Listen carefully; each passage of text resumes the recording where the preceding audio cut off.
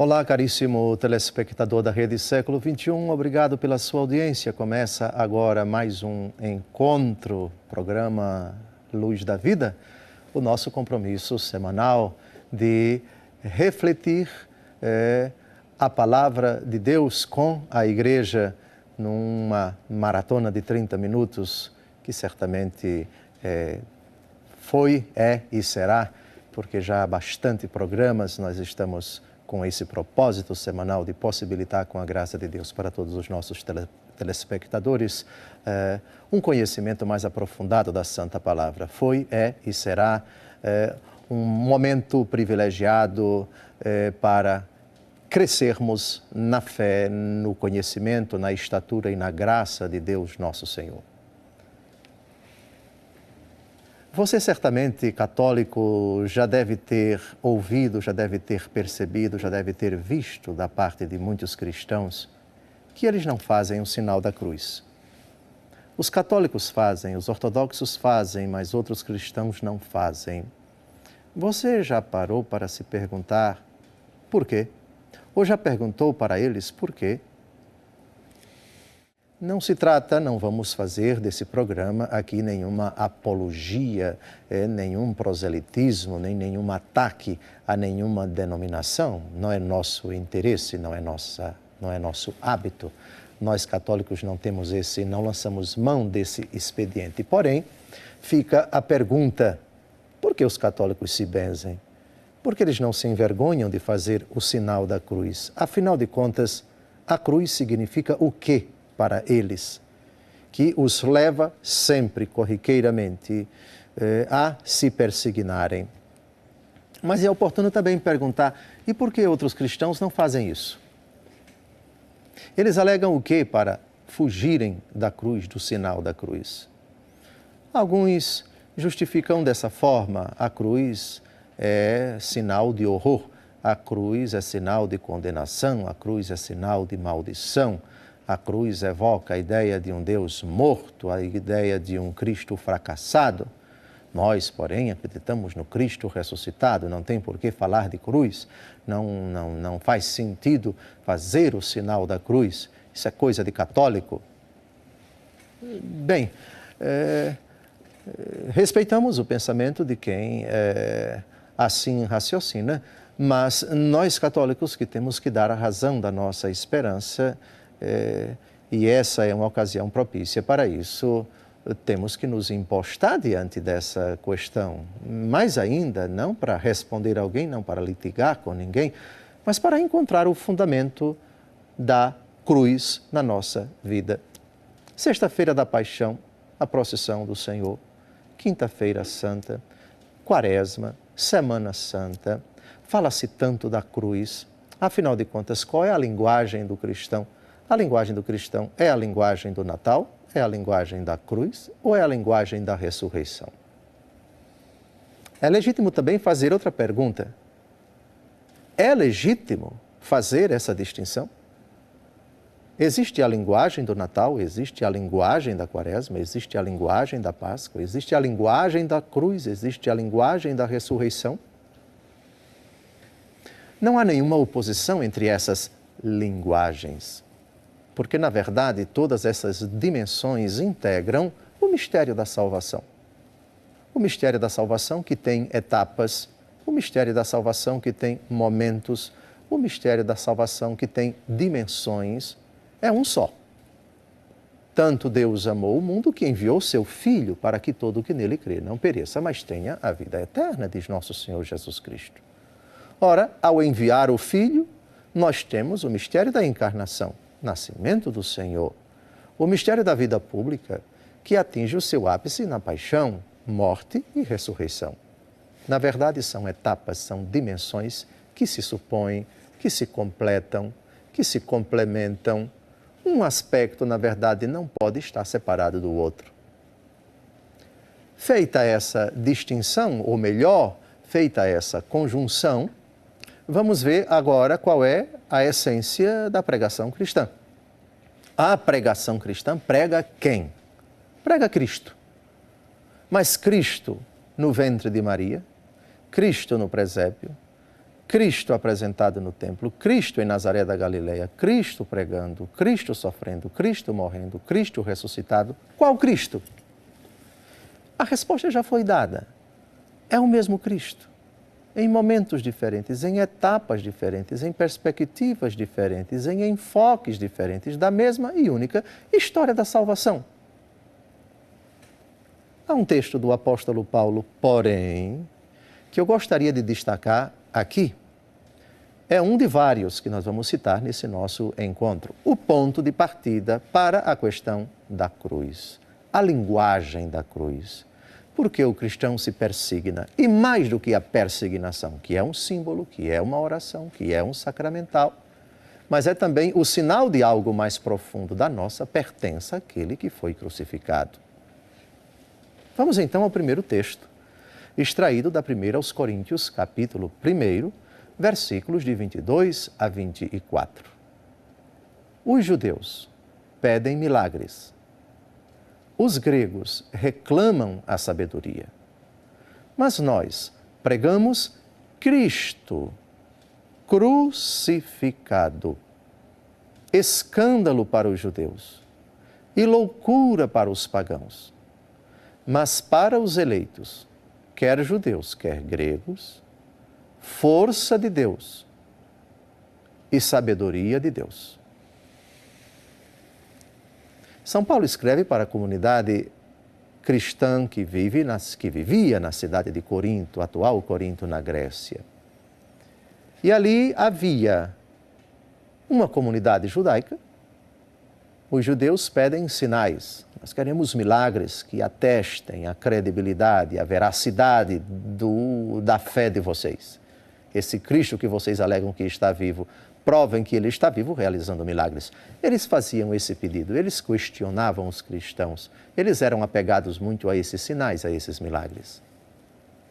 Já os pagãos, e havia muitos na cidade de Corinto, gostavam muito da sabedoria. Estamos na Grécia, a Grécia é o berço da cultura pagã, o berço da democracia, enfim. E eles estavam preocupados com a sabedoria. São Paulo responde de forma muito sábia. Os judeus pedem sinais, os pagãos pedem sabedoria, mas nós pregamos Cristo crucificado. Loucura para os judeus, estupidez, estutícia para os pagãos, mas para aqueles que creem. É força de Deus, é sabedoria de Deus. Onde está a força de Deus na cruz? Tanto Deus amou o mundo que enviou o seu Filho para que todo o que nele crê não pereça, mas tenha a vida eterna. Aqui está a força de Deus. Pelo sangue do Filho de Deus, nossos pecados são perdoados. O Senhor nos liberta do poder das trevas. O Senhor nos livra das garras de Satanás. O Senhor triunfa sobre a morte. Essa é a linguagem força. Essa é a linguagem sabedoria. Isso, porém, só é acessível a nós, só é crido, só é assimilado por aquele que crê. Sem a fé, a cruz será sempre uma estupidez, uma loucura, algo inconcebível à luz da razão. Fica, porém, aqui a coisa mais importante. A pregação cristã é de Cristo crucificado. Vamos modificar e falar do Cristo ressuscitado. É o mesmo. Por favor, é o mesmo. Cristo, para ressuscitar, precisou morrer. E Cristo, para morrer, precisou sofrer. E o sofrimento dele foi na cruz. A sua morte foi morte de cruz. É impossível, portanto, falar de Cristo, pregar Cristo, senão Cristo crucificado. Se você tira essa dimensão da vida pública de Jesus, você simplesmente esvazia o Evangelho. Você simplesmente torna o Evangelho uma mensagem adocicada, sem nenhuma relevância, sem nenhuma aplicação prática para a nossa vida. Não temos o Cristo Salvador, não temos o Cristo Redentor. Nós, porém, pregamos Cristo crucificado. Mas há um outro texto, ainda da 1 aos Coríntios, capítulo 1, um único versículo. Diz o texto, ainda o apóstolo Paulo: a linguagem da cruz é loucura para os que se perdem, mas para os que foram salvos, para nós, é uma força divina. Já antecipei a explicação desse versículo. É loucura para quem não crê olhar para a cruz.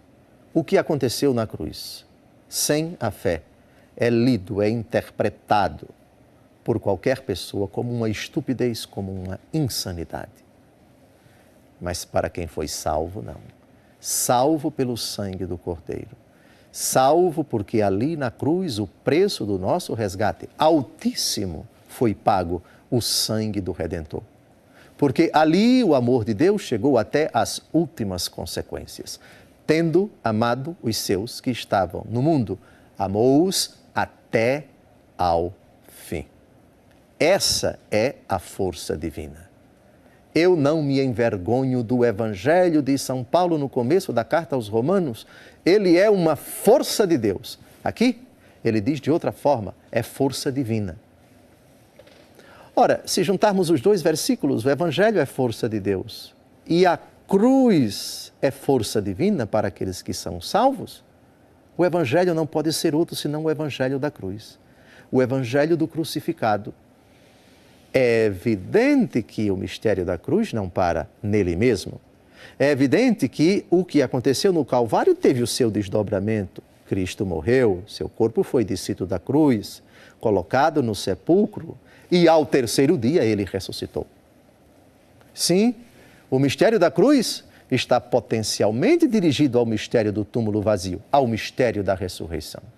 Portanto, no final desse primeiro bloco, reforce-se esta verdade. A cruz de Cristo é força divina. Pregamos Cristo crucificado. A linguagem do cristão não pode ser outra, senão a linguagem da cruz. A linguagem de um Deus que se esgota até as últimas consequências, morrendo por todos os homens para salvá-los. No próximo bloco, retomamos esse nosso argumento. Até lá. O cristão se orgulha da cruz porque é a essência do cristianismo, porque é o núcleo da sua fé, juntamente com a ressurreição, porque, como o apóstolo Paulo afirmou, e citamos e comentamos esse texto no primeiro bloco, os judeus pedem sinais, os pagãos pedem sabedoria, nós, porém, pregamos Cristo crucificado, escândalo para os judeus, loucura para os pagãos, mas para aqueles que creem, ele é poder, ele é sabedoria de Deus. Na verdade, a cruz de nosso Senhor Jesus Cristo não é apenas uma dimensão da nossa fé. É intrínseca a fé, a realidade da cruz. Tudo aquilo que se fala no âmbito da fé supõe, exige, aponta para a cruz. Ainda que ela não pare em si mesma, ainda que ela não seja o fim, o termo da história da salvação, porque a dimensão mais importante, o ápice do mistério da revelação de Deus no meio dos homens é a ressurreição. Mas a ressurreição está intrinsecamente ligada, voltada, por assim dizer, ao mistério da cruz e vice-versa. São Paulo, em outro texto igualmente importante, diz algo que merece destaque. Na cruz de Cristo, não é somente Cristo que morre. Nós morremos. Na cruz de Cristo, não é somente Cristo que é crucificado. Nós também somos crucificados.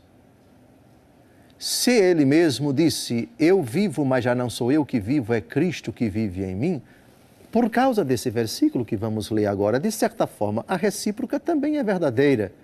Quando Cristo morre, eu que morro. Porque eu, pela fé e pelo batismo, me tornei membro do seu corpo, que é a igreja. Se Cristo sofre, eu sofro. Aliás, na carta aos Colossenses, capítulo 1, versículo 24, recorda o mesmo apóstolo? Ele diz, completo em minha carne, o que falta a paixão de Cristo, em benefício do seu corpo, que é a igreja. Vejam, aqui São Paulo está dizendo com todas as letras que a paixão de Jesus não acabou.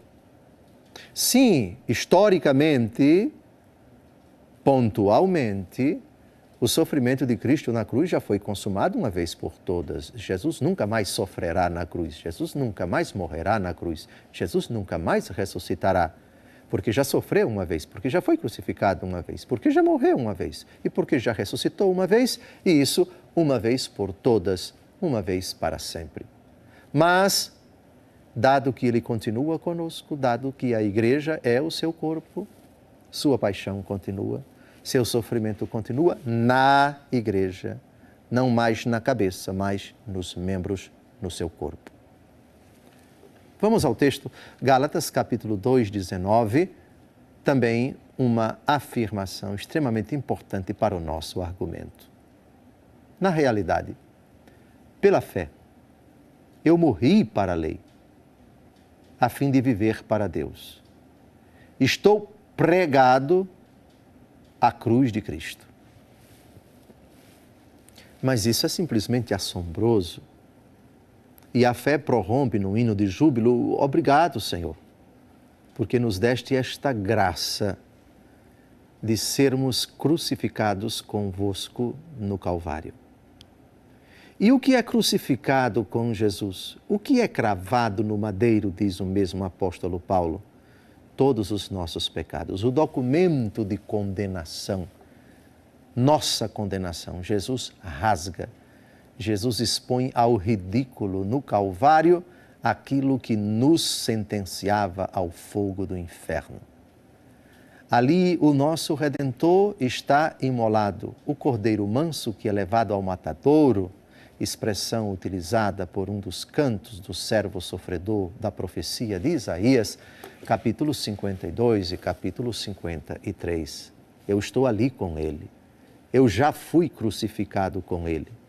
Minhas paixões, meus pecados, minhas limitações, minha miséria, minha podridão, tudo isso foi crucificado comigo e Cristo no Calvário.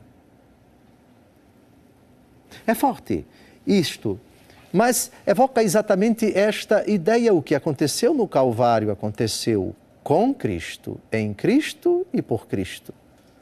Mas onde está Cristo, está a igreja.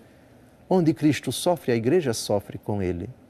Esse Cristo que nunca pecou, cravou no madeiro os nossos pecados, deixou-os lá, purificados, redimidos, todos os homens que, pela fé e pelo batismo, se inseriram nele, são levados com ele para o Calvário. Já fui crucificado, já fui imolado com Cristo no Calvário, diz o cristão, graças a esse texto fabuloso. Mas tem outro texto do apóstolo Paulo na carta aos Gálatas, já no finalzinho, que fala do orgulho do cristão por ter sido crucificado. Aliás, essa é a única glória do cristão. O cristão não se gloria dos seus méritos. O cristão não se gloria das graças que ele alcançou,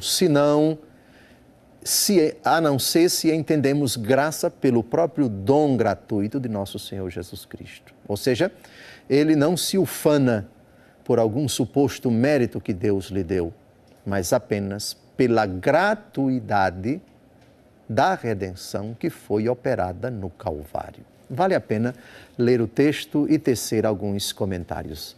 Gálatas, capítulo 6, versículo 14. Quanto a mim, não pretendo jamais gloriar-me, a não ser na cruz de nosso Senhor Jesus Cristo, pela qual o mundo está crucificado para mim e eu para o mundo. A única glória do cristão é a cruz de Cristo.